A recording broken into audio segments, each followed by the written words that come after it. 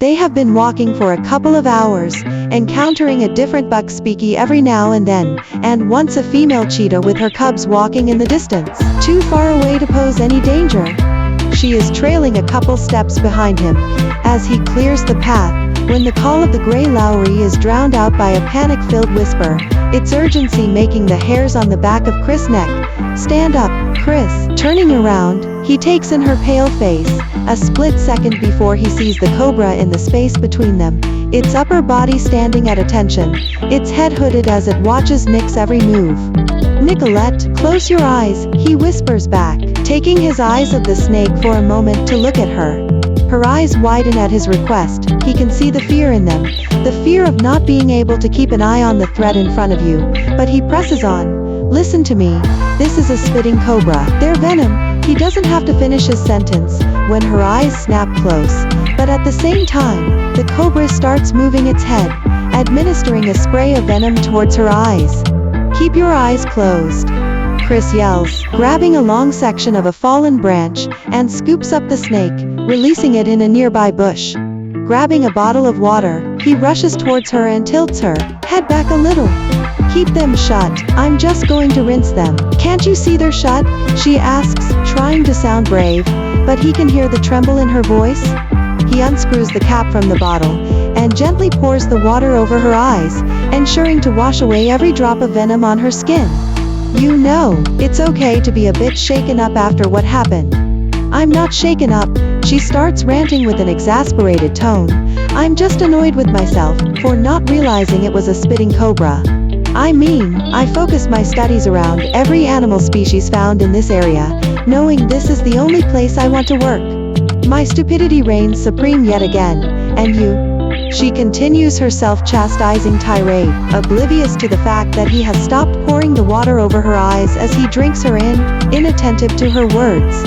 He takes in the curve of her neck as her head is tilted backwards, the rhythmical pulse in the hollow of her throat, beckoning him to caress it with his fingertips. The remaining water droplets slowly making their way down her flawless skin, disappearing between the folds of her breasts, and the lure of her captivating lips, enticing him to seal them with his. "This amazing mouth of yours," he growls, freezing, the torrent of words on her tongue as he leans over her, his lips hovering just above hers. "If you weren't an engaged woman, I would kiss you right now." Her eyes snap open just to see his retreating back, a sight she is starting to get tired of. "Oh no, no, no, no, no. You don't get to do that again." She stomps after him, drying her face with the bottom of her shirt. She has had enough of this cat and mouse game he's been playing, invading her personal space, making her feel unsettled in her own skin, and then just walking away as if nothing happened. This ends now, after all, she is an engaged woman. He turns around and takes an intimidating step towards her, his eyes, the color of moss, swirling with taunt. "I don't get to do..." "What?" "Walk away." She stands firm as he strides towards her, deliberately, dauntingly. "What would you rather have me do?" he asks, his voice raspy, his tone challenging as he closes the last few centimeters between them, his chest pressing against her. "Kiss you." "No," she replies tentatively and averts her eyes, unnerved by his daring to cross her personal boundaries with such ease. "Are you sure?" he questions, cupping her chin, subtly forcing her to meet his gaze. "No," she swallows, her voice wavering, the same precarious feeling, every time he is this close to her, settling under her skin. "Is that, no, you're not sure, or, no, you don't want me to kiss you?"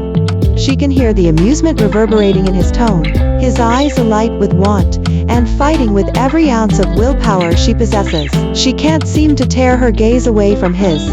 She feels him slowly sliding his hand, from her chin along her jawline until his fingers lace through her hair at the back of her head, his other hand snaking around her waist.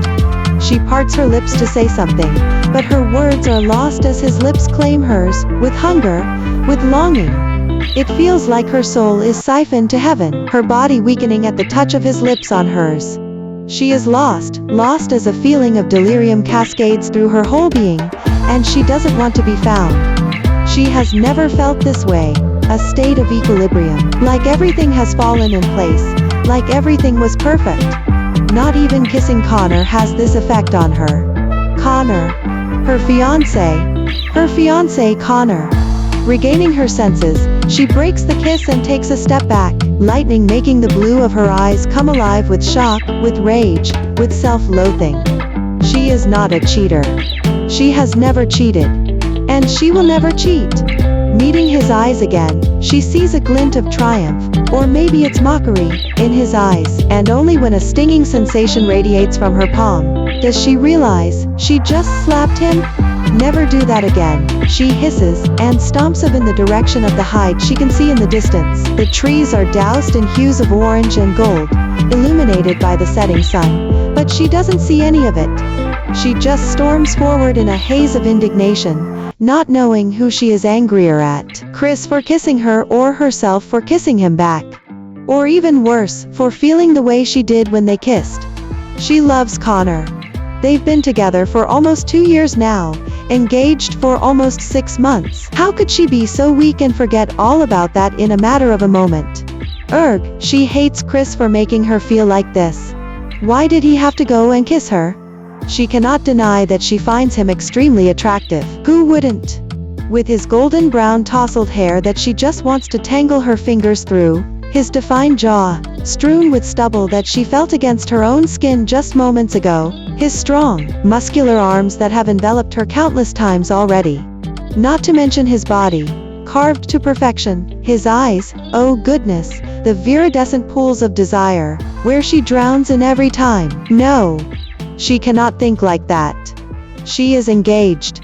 She keeps chanting in her head, blind to her surroundings, when a calloused hand slips over her mouth, and she feels her body being jerked backwards. She immediately knows it's Chris, his essence of earth and spices prickling her senses, as he pulls her behind the trunk of a large marula tree. The sun has set, the hide not far away now, spurring her to fight against his hold. But in one swift motion he turns her around, pressing her back to the bark of the tree, his hand still on her mouth. "SHH, he whispers, the index finger from his free hand crossing his lips, the look in his eyes a warning. He glances past the edge of the tree, the tension in his body palpable before returning his gaze to her. "Poachers," he whispers again, barely audible, making her eyes widen with apprehension and fear, their predicament dawning on her when she suddenly hears the distant voices drifting towards them. Slowly he removes his hand from her mouth, pressing her body deeper into the bark with his as the voices barrel towards them, coming closer by the second. She can feel her heart pounding against her sternum, certain that Chris can feel it too. The danger of the situation not lost on her, having read countless articles on rhino poaching and how poker can turn to murderer in an instant. Through the rustling grass, the heavy, crunching footsteps of several men approach. The metallic click of an assault rifle safety being turned off echoes brutally right on the other side of their tree trunk.